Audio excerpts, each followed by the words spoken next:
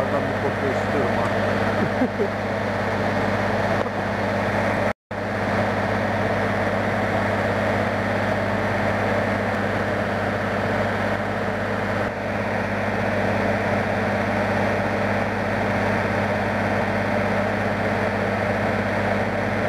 Bak ya.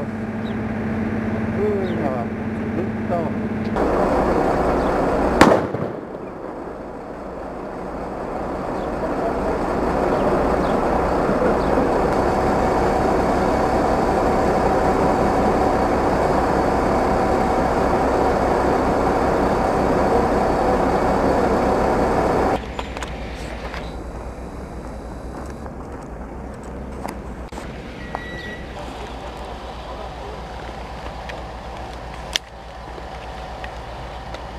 Tamam mı abi? Tamam. Tamam, sen bölgeden bir uzaklaş. Tamam. Çekil sen.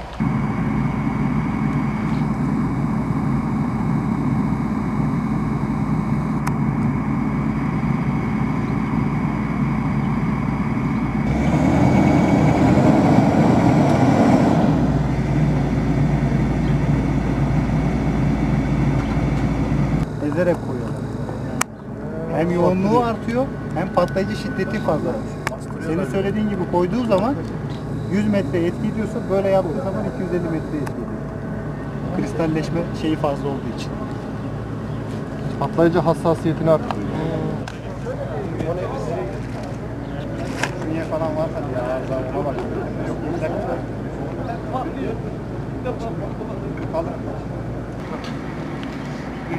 Dikkat dikkat.